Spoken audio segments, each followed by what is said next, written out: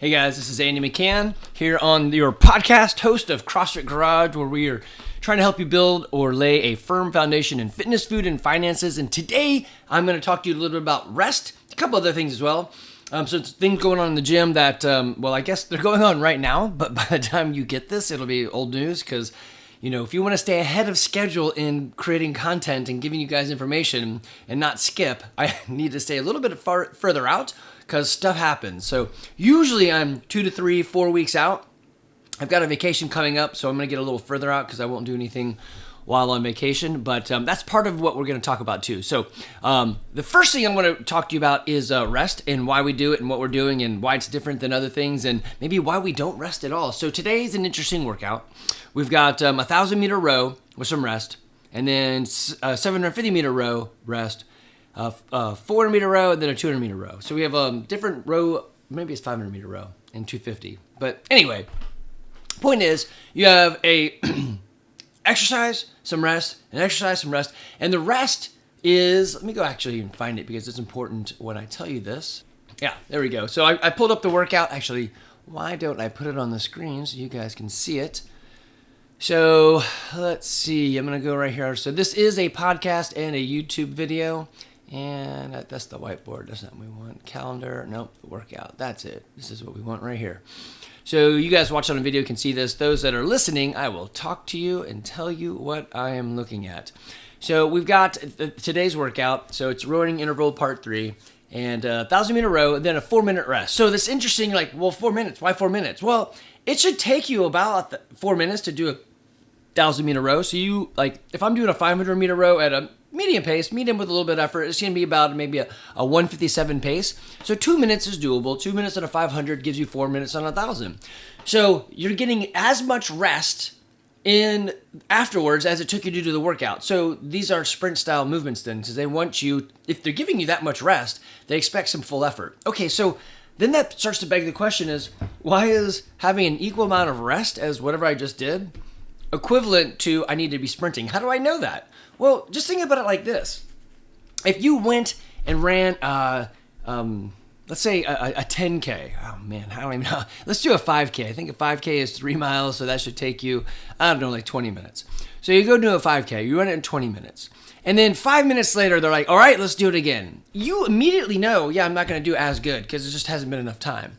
But if I said, hey, let's wait until tomorrow and do it again, you'd probably be okay. Probably a little bit sore, but you could probably do somewhere in the same, give the same response to that stimulus, right? So, and that's really the keys of this is the response and the stimulus. What are we trying to get out of the stuff we're doing? So if I give you 5 minutes, not enough. 24 hours, way too much. Then you start playing with that time domain. Well, the body recovers relatively quicker than the 24-hour day. So I really probably, if you gave me 20 minutes and then I was going to do it again, I could probably give you some similar results, especially if I was smart and I hydrated, took some salts, maybe ate something small, I don't know, or did a lot of stretching or whatnot. You might even find that your second run is better just because you're loose, right? So here's the thing. How much time is the right amount of time? Well, we don't really know. And even in this one, hey, you can row 1,000 meter, wait 4 minutes. Do 750, wait 3 minutes. How do they know that's right? It's just a guess on average efforts. And then even more so, it's a guess on your body. So some people can recover well, and some people don't recover well at all. So I've got friends who messed up their adrenals, and so they really just don't recover very well, right? Or on the flip side, for a long time, during high school, I wrestled. And you do a 2-minute session and you fight each other, whatever. And then they break you up. You get a minute rest. You can go talk to your coach. He's telling you things, do this, do that. And you try to remember it and you go back out there. I always came back out after the minute rest like, hell yeah, let's do this. I never knew that everyone else didn't feel the same way. So, years later we get into CrossFit and there's a whole lot of start, stop, go and this and that and comparison of data points and all that. And I come to find out that, hey, while I may not be strong, and I may not be fast, I can recover well. Is that super helpful? I don't know, but it's a weird little talent inside your body. I don't know how to really train that. Can I get better at recovery? Possibly, but what I'm trying to say there is you don't really know, or they don't really know how much recovery you really need. It could be less, it could be more. So typically, if you're going to give yourself the same amount of time that it took you to do whatever it is you're doing, you're probably okay. All right, let's back that out. What about on lifts? So we don't really rest much on lifts, but the other day we did a lift where we had 3 minutes of rest between the lifts. Now, or it was lift every 3 minutes. So here's the thing. The powers that be, they will tell you you want to rest 2 minutes between your sets. So as CrossFitters, we just can't take it. So what they mean is if, I don't know, let's say I'm doing a deadlift, and in my sets I'm doing 3 sets of 10. How long would it take to do? 10 seconds, I guess, to do 10 deadlifts. So you would start your clock right then. When you did the last deadlift, you walk over, you hit your timer, I have 2 minutes till my next set.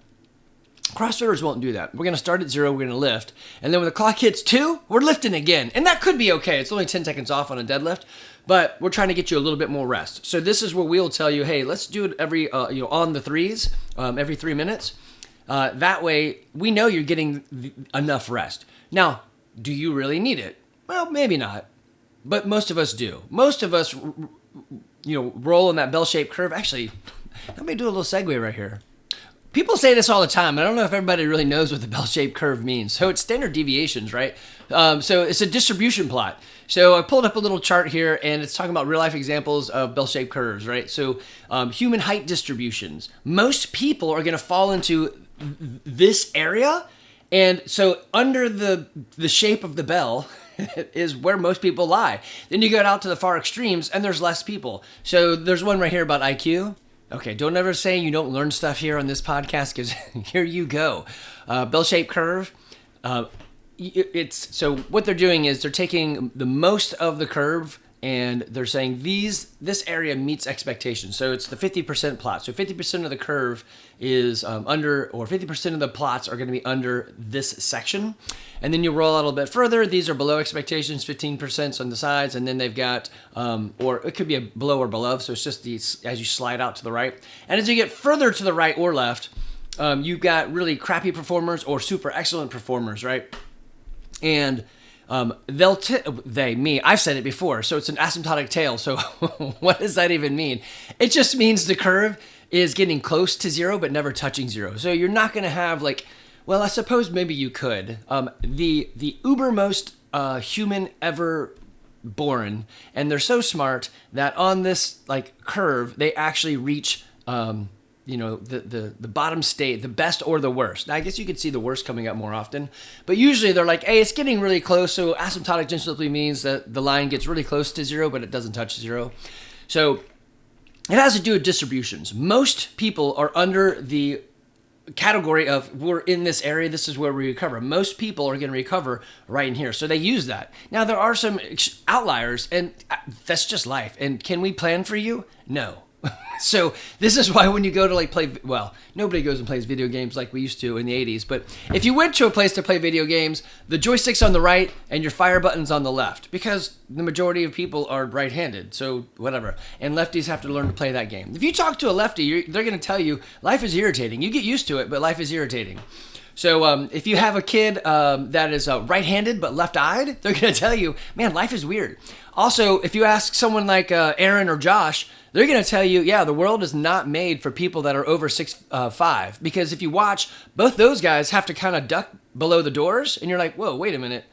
Well, why do you have to duck below a door? Yeah, because they're really tall. They're outside the boundaries, right? Is the world made for them? No. If it was made for them, they could walk under a door frame and not have to worry about it, but they have to look. Now, on the flip side, I never have to look because I'm tiny, and the world is made for me. So I think it's something like if you're 5'8", right-handed, then you've got it made. Something like that. Okay, anyway, back to rest. So we had a lift cycle, and you're lifting and you're building up, and why 3 minutes? Again, it's to give you the amount of rest that you need to perform the movement with the stimulus that's intended. What was the stimulus? Lift heavy. So I've got a great video. I don't think I can play it. Every time I try to play a video, they say, oh no, this is now copyrighted. We're stealing whatever. Not that I make any money on this. I just don't know what that means, and I'm not willing to research it. I will see if I can pull the video up, but I won't play it. Okay, so in this video, I got Aaron. He's about to do a 225-pound power clean. And did he rest enough? Maybe. We've been doing a lot of work. So this is a weird thing, too.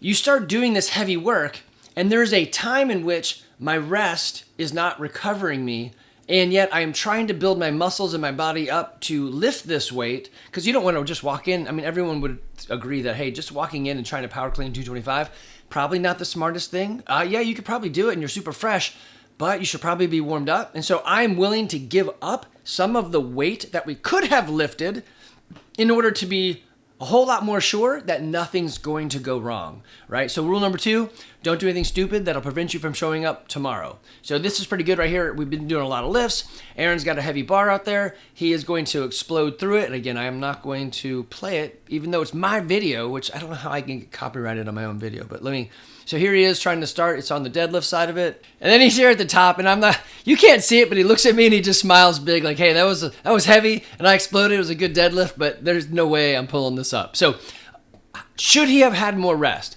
Possibly. So we have diminishing returns. Now, if he tries to rest too much, then is he too tired?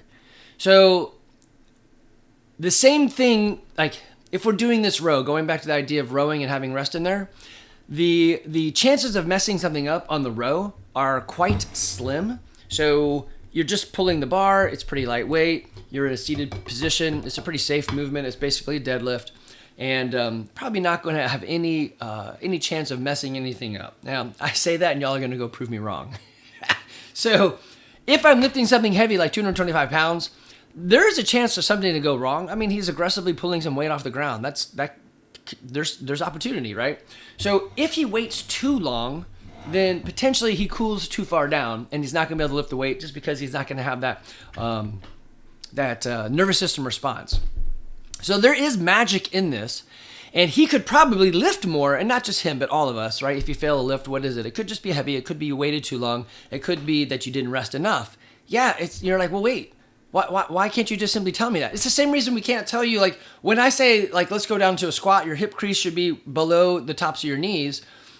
Most everyone can do that pretty easy, but if you look around the room, it doesn't look exactly right. So we've got some new coaches coming on board. I'm going to talk about that too. But so it's been fun to have them on my side or on the coach side. They're like, interesting. I didn't realize everyone was doing something a little bit different as much as they are. I'm like, yeah, because everybody's body is built different. And that's kind of the point here is everybody's body is built different, even in their rest. I rest really quick. Why? I don't know. But I'm also not very strong. So when we were rolling up stats for Andy McCann, I guess I got a lot of dexterity, or I don't know what it would be, but I didn't get a lot in strength. So it's important that you learn this about yourself. Is it maximally important? No, but it's good to know. So your performance is going to be affected by something as small as rest in the lifts. So this is something else that came up yesterday. We were doing 2 wall walks. So you did some stuff, wall walks, you did some sit-ups, then there was more wall walks, 2 wall walks, only 2. You're like, well, it's only 2. I'll just do them, smack them back to back. Here's the thing. When you do a thing fast like that, just 2 wall walks, it's just 2. You're going to burn out your shoulders a lot faster. If you took a moment to do 1 and then shake it out and do 1 more, you're actually going to be able to hold on to 2. And so weirdly, doing 2 a little bit slower is going to make you faster overall, because doing them fast is going to eventually wreck you. And you don't know where that wrecking point is. Is it in round 2, 3, 4? I don't know. So it's the same thing on the push-ups. Monostructural movement, I'm just pushing up with my arms, chest to the ground, I push with my arms. I know from years of doing CrossFit that if I do a set of 10, I'm okay, unless there's more to come and there's not enough room to recover.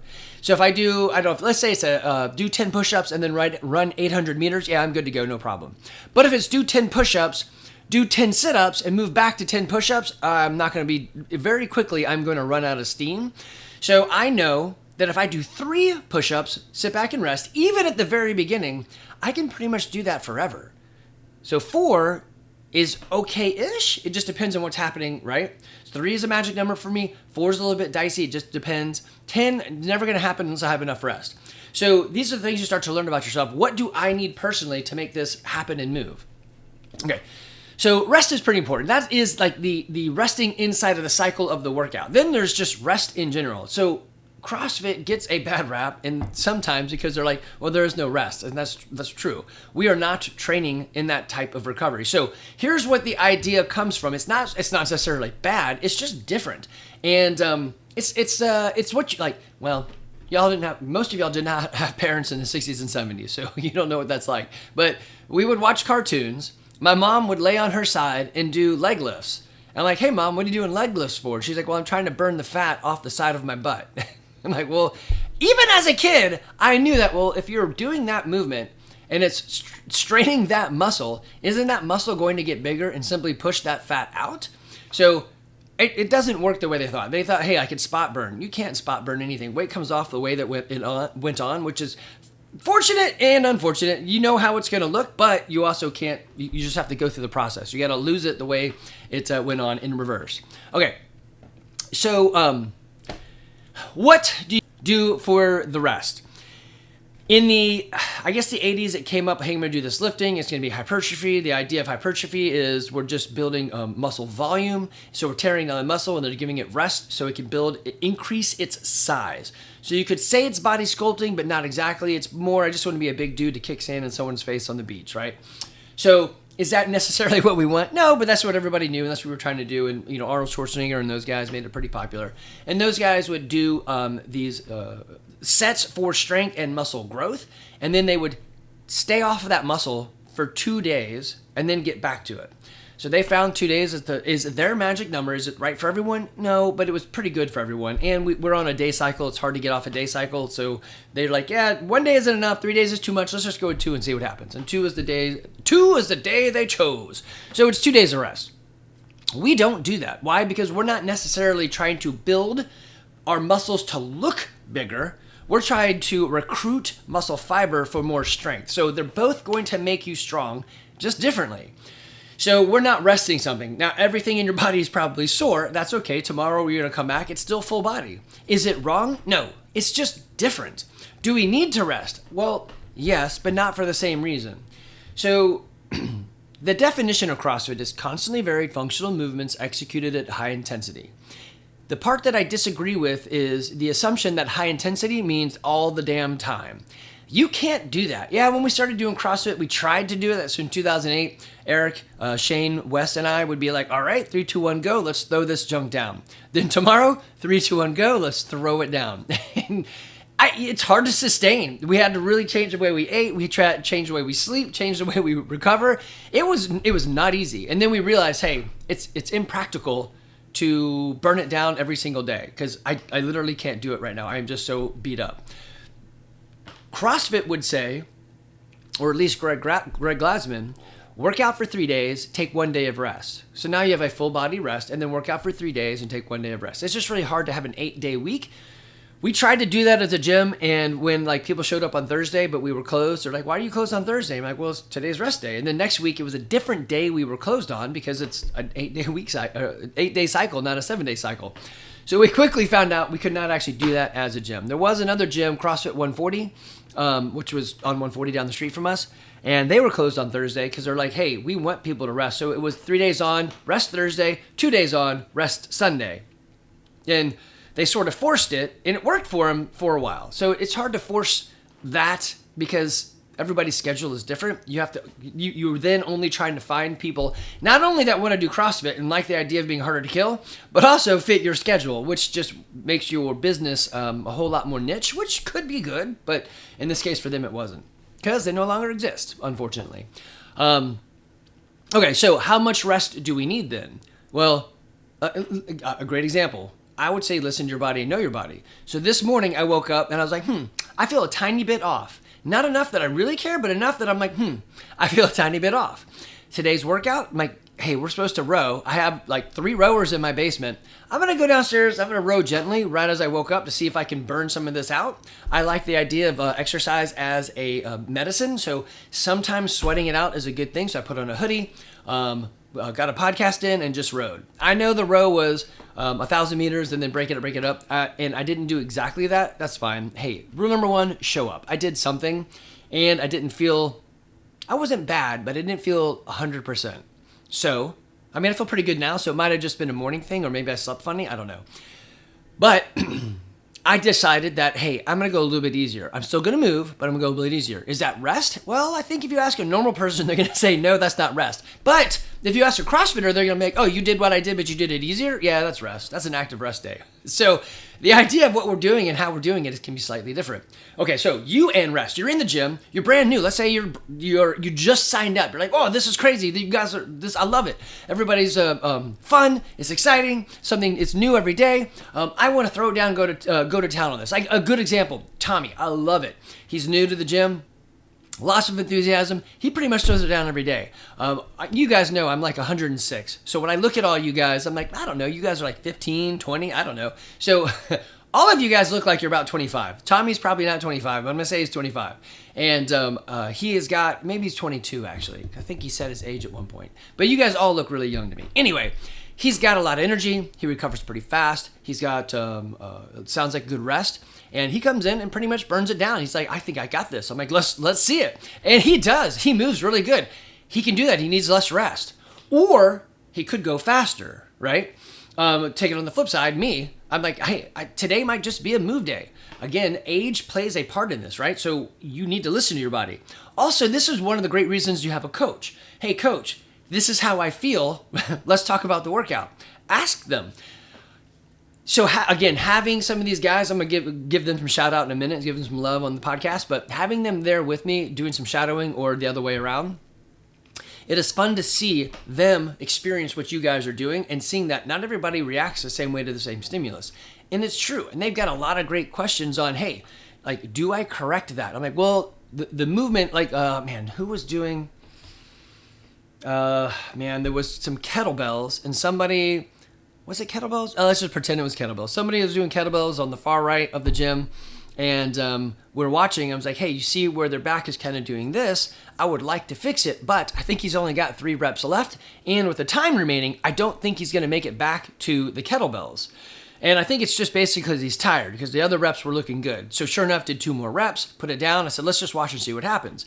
Never made it back to the kettlebells. So that's a coaching opportunity. Should I go over there and stop him in his workout and tell him, I think no. He's at the end. Yeah, your form breaks down, right? Could he use some rest? Probably, but he's almost done. There's only 2 minutes left. And I don't think he's going to make it back to the kettlebells anyway, because it was like lunges. I don't remember what it was, but some row in there? Anyway, whatever. He wasn't going to make it back to the kettlebells. Some V-ups? That sounds right. V-ups, kettlebells, and something else. And so afterwards, I did go up and say, hey, right at the end. And he's like, yeah, I felt it because I was getting kind of tired. But even they said, yeah, I had like 2 reps left, so whatever. So should they have rested a little bit there? Possibly. But, I mean, kind of no, because CrossFit's about the intensity. So I said we're going to execute it with high intensity sometimes. And that's the thing I would add in is you don't put intensity in all the time. We try to burn it down, and it's just not possible to do that all the time. There are days you do bring the heat. That's great. Maybe a Monday and a Tuesday. But by Friday, you're like, yeah, I'm kind of whipped. I can't do that. That's okay. We're in here moving. Are we getting the same response? Possibly not. Would it have been better for you to rest on Wednesday? Possibly. This is where you get to know your body. There are some people at the gym that come Monday and Tuesday, take Wednesday off, and then back Thursday, Friday. Great, and they have the weekend. There are other guys in the gym that do Monday, Tuesday, Wednesday, take Thursday off, they're back Friday, Saturday, and they take Sunday off.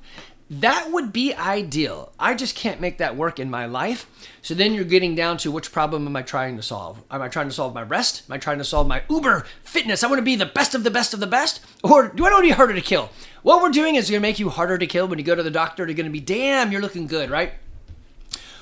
This is what we want. And the other problem I want to solve is I want my family to love me. And if I'm like out training all the time and taking Saturdays for me, then who's taking them to soccer, right? So, or I'm not watching soccer. So I want to be available to them. So I make a choice that, yeah, I'm not going to be there on Saturday. I'm going to give it to my family. So this coming Saturday, Evie and I have another adventure race. And you're thinking, wow, why so many? Because my 15-year-old daughter wants to hang out with me in the woods running races. Hell yeah, I'm in. Does it mess up some of my schedule? No, not really, because I like this stuff and I want to make my schedule around it. But yes, it sort of does. But there's only a certain amount of time where we're going to get to hang out. And eventually, like my oldest is figuring out, Olivia, she's like, wait a minute. I got to go to this job 4 days a week, 10 hours a day, and then I get Fridays off. I'm like, yeah. So I'm trapped there for 10 hours. I mean, trapped, she didn't say trapped, but you know what I mean, right? Those that are working, you're like, yeah, I totally get it. I'm like, yes, but you know the money tree we talk about? And she's like, yeah, I know the money tree, because you know when you slide your credit card, that it works. That's the money tree. I say, you know what makes the money tree grow? Planting time. So you have to plant time into the business. And when you plant time into whatever business, they're going to shed out money from the tree. So it's going to grow it, and they're going to rain money down into your bank account. But you have to plant time. So you got to choose what you're going to do, and you got to arrange your life. And yes, rest is an important part of it. I think probably the biggest part I'd give you on rest is the rest that you really want is a good night's sleep. If you're not getting 8 hours of sleep, then we should really start there and figure out how to fix that. If you have issues with that, there's another podcast that I did. I think it's called 18-ish Ways to Get a Good Night's Sleep. So go check that out. But I do want to throw out some coach love here in a second. Let me pull this up. All right. I think that worked. Yeah, you can see this picture. It's not the best picture, but so in a very non-scientific way and a technology way, we're using Google Sheet to keep track of the coaching calendar. So it helps us out because we can color coordinate. There's a thing called conditional formatting, which is pretty cool, and you can go in there and like change the way you see people's names or whatever words you're putting in there. So we have the classes lined up here. So what I'm looking at is our schedule in a Google spreadsheet. It's got the days of the week down the left side and the times of the classes across the top. That way we can see it pretty easy, and we can just keep scrolling down through time. So we, Coach Jamie keeps track of this, and I think we have it down to like September or October, somewhere in that time frame. That way we can look at vacations and things coming up. The summer gets a little bit messy. We just happen to have a couple overlapping coach sessions, and then several coaches are going on a trip together, which, anyway, this brings us to a point where I'm like, hey, I think I made us a little fragile in the sense that we've got really good, stable coaching. And that was a problem we tried to solve years ago, is how do we keep coaches here and not just make it a stepping stone to something else. So now we've hit a new phase in our life where I just didn't really occur. When you have coaches here for that long, they're going to be friends. And when they're friends, they're probably going to go on vacation together. When they do that, well, then you're left with a lot of not able to coach, or not a lot of spots, right? So that's one problem to solve. The other is I think I let one of our coaches have too many classes and then burnt them out without really thinking about it. And that is my fault. I should have really forced hey, let's not do so much. Anyway, you live and you learn. I'm an electrical engineer trying to run a business, and as most of you know, I'm not very good at the business side of it, but I guess the coaching is going okay, right? Anyway, so I've been talking about finding some of you guys here in the gym that want to coach because you love it, right? This isn't a thing that you're going to do to get like, oh, I've got a 401k. It's not. It's a 1099 job. We're just doing it as contractors. We do it because we love it and it's fun. And we want to see the place stay and grow, right? So when everybody goes on vacation and is Andy coaching 9 classes, or how many do we have? 1, 2, 3, 4, 5, 6, 7, 8. 8 classes. When it's me coaching 8 classes a day, I'm going to be burnt out and it's not going to work. I'm going to have to change the classes to like everyone go for a run, right? So I would actually condense the classes. I had a way to make this work, but better than that is some of you guys stepped up and said, hey, I've been interested in doing this. I would like to do it. One of my favorite was David Wallace said, hey, it's been on my to-do list, like a bucket list, for years. I just never got around to it. So CrossFit put out a coupon for their online level 1, which I didn't know that was a thing that was so like, it's becoming huge now because you can just do it. It's so easy to get done rather than trying to go to a location. You can do it with them. There's a module section that you do on your own speed, and then you can join in to a Zoom call where they're going to watch you do movements. And Josh just did it. He's actually worked out pretty good. And he said, man, I am really sore. And that's actually what I remember coming out of that too. I'm like, they had you do so many squats. He's like, yes. So he said, tell everyone to warm up ahead of time. Anyway, so I got, Josh has already done his level 1 and he is picking up some classes. This will be old news by the time you guys get here. But maybe I'll take this picture and post it for you guys. But he's going to be picking up classes on Monday and Friday for me, so that's awesome.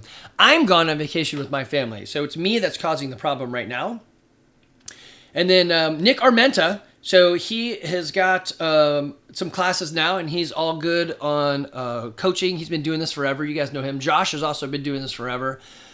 You see right here also Owen, he works for CrossFit and he's coaching down south of us a little bit. And so he's going to fill in a couple of days. So that's Owen Clark. And then Caroline, she's been CrossFitting off and on as she was going through college. She's been with us a couple times in the summer. So she actually has a degree in exercise science. There's also David Wallace that we talked about. He's been doing this forever. I think he is the longest standing member in the gym, one day ahead of Sharon, who is one day ahead of Joe. So they've got 10 years on them, but super knowledgeable. This will be a lot of fun for him. And, for me to see him do this too. And then we had a fellow that had swung by a while back, Seth, who's also got a degree in exercise science. He's going to do some CrossFit with us for the next couple weeks and see if it's something he wants to take part of. I mean, hey, we're all new to him. You guys know me. You know us. You know my goal is fun, fitness, and for coaching. If it's not fun, I'm doing something wrong. If you would like to be part of the team, understand that. This is fun. First thing is, you got to have fun. You got to enjoy this. Also, I want you to really be part of who we are, which is happy, humble, helpful people who want to be healthy and fit now as well as in our 90s. And our coaching staff is exactly that. Now, it may come across in different ways or not exactly your way, but in general, hey, we're glasses half full type of people, right? We want to be helpful. We're going to bring the laughs in class. We're hopefully going to tell a joke or two. Actually, the fun joke that's going on right now is I've had multiple coach reviews and they are basically always come down to, hey, you talk a lot. So I'm like, yeah, but it's funny stories. They're like, is it? So I told them, I was like, hey, if I'm talking, I'm doing a story or saying something and it's not really relevant, you can do the survey says. So I told Coach Danny and Coach Jamie, and they're in class, and Danny's on the bike, and I'm like, hey, good. And I'm about to say, good job, keep it up, you're almost done. And she looks at me and just goes, in the middle of her workout. I just started dying laughing. That's hilarious. So she's bringing the fun. There's laughs. It's great. All right. So we got these guys coaching. What we do on that is we started off with simple shadowing. Stand on my side, watch what I do, and at the end we'll do a little debrief. It's interesting just from that, you could see the coordination of things going on that you probably don't actually even recognize going on. Or, hey, why do I have stuff written down on the whiteboards right in front of me? Because I don't want to lose track, right? And you realize now, oh, wow, doing 3 classes in a row, you could probably lose some track. So yes to that. And then, so there's, you shadow me, you watch me. Then we start doing it the other way. Like Kate the other day did, hey, I'm going to do the warm up. Like, perfect. So she did the warm up. Then I took over. Josh did the same thing. He's like, hey, I'm going to do the warm up. And if I feel like it's going okay, I'm going to do the next thing and so forth. I'm like, okay, sure. So we had a handoff. He's just going to be like, and now Andy's going to do the whiteboard brief. And we got to the whiteboard brief and he said, and he turned up there and he's like, this is what we're doing. I'm like, great, let's see him do this. So we want you to be comfortable. I'm not going to push you to do anything that you're not really ready to do. That way it's fun. I take that back. I do want to push you even in the gym and when we're working out to a little bit of uncomfortable because that's where you grow. You grow when you push the edges of normal, right? That's where success and even failure comes from. I need to push a little bit. So I will push you a little bit, but it's not a job in the sense that you're fired. Like, the intern, is that what that's called? I don't know what it's called. But you're not going to get fired. It might be that you're like, hey, this isn't for me. That's totally fine. I had coaches in the past or members in the past get their level 1 and then say, hey, I would like to coach. I'm like, great, we're going to do a shadowing thing and work this out. The first thing I need you to do is, let me take this away. We don't need that anymore. First thing I need you to do is start talking to people in the gym. Just say hi, introduce yourself, and whatever. And they're like, no, I can't do that. I'm like, well, I mean, that's a huge part of it. So if you can't talk to people, then I can't really use you. And so we realized really quick, hey, I just want to lead class. I'm like, yeah, it's more than just leading class. And some of these guys will tell you that there's more to that, right?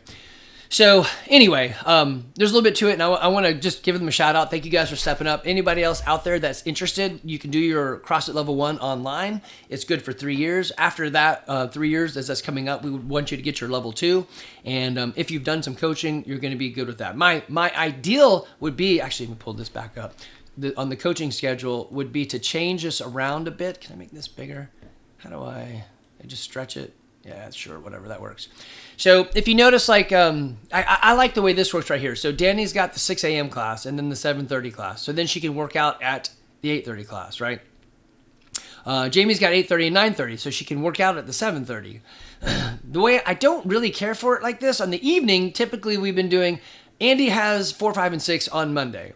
Laura has 4, 5, and 6 on Thursday, right? So basically, when do I work out? I have to come earlier. And not that I love the gym. I go there a lot. But I'm already going to work out, going home and cleaning up, coming back for summer strength, and going home, and then coming back to coach. I'm like, it's just too many times coming back. So what I'd love to be able to do for you guys that are coaching or interested is simply say something like, hey, get on the schedule 3 days a week, and we'll use other people to fill in the other times, and coach and then work out, or work out and then coach. And you do 2 hours, it's a lot of fun, and you're done, right? If you're like, hey, this is even more fun than I thought, I want to do some more coaching, great, we'll give you some more hours. But the idea is, one, if people go on vacation, we have some subs. Two, other people that love this stuff are building up their skill sets. So it's weird, trust me. You're going to be harder to kill doing this for sure. You're also going to learn a lot about what we do and why we do it, and why some things don't matter and some things do, right? So getting on the side of it is super helpful. I can't take everybody. Let's see, I said there was 8 classes. So 8 times 5 days a week, that's 40 classes. If everyone did 3 classes, that would be 13-ish coaches. That's probably way too many coaches. So 13 is probably my maximum number, but I guess that's not true. We have some people on the sidelines like Nick Lubbers, works for CrossFit, has his level 1. He's like, yeah, I'll fill in a pinch if you need me to. And I got other people that do that as well. So I suppose that's not true. We could have other coaches like on call. And that's an option too. If you're like, hey, I'm interested, I just want to be an on-call coach. If you ever have an emergency, great. I still would like to give you training and give you some education on what we do. It's, again, not rocket science, but there's more to it than here's the warm-up, here's the workout, right? Especially if you want to have fun with it and have people enjoy your class. Okay, enough of that. You do need to rest, and you do want to increase your knowledge. To those guys that are stepping up, thank you. I think I got everybody's name in there. Thank you, thank you, thank you. I probably should have done this a long time ago. Jamie's been telling me for a while, hey, we need more coaches. And not that I wasn't listening, I just don't think I listened fast enough. I heard it and I was like, okay, I'm going to do some emails and I'm going to send out I sent out, so there's a thing called the CrossFit training directory. So if you want to find CrossFit trainers, you can go in there and they just list out all their trainers and where they're located and all that. And so I was looking for level 2s and level 3s and emailing them, and I was basically going to take forever. And I should have gone the other route, which is, hey, who in the gym is interested in this? You know our culture. You already are who we are. Let us build you up in that regard, right? So I should have done that sooner. Thank you guys for waiting for me to finally make a smart call there. I appreciate it. All right, guys. Hey, this is Andy McCann. If you are local to Woodstock, we are here just across from Black Rifle Coffee, across-ish from First Baptist Woodstock. Our goal is to help you become the hero of your own story, and we just want to help. If you're not local, I'm happy to help you. You can email me, andy@crossfitgarage.com. More than likely, I'll give you some piece of advice, but then try to help you find a local gym to help yourself out with, because it's always better to have local support, in my opinion. All right, guys, take care. Be good.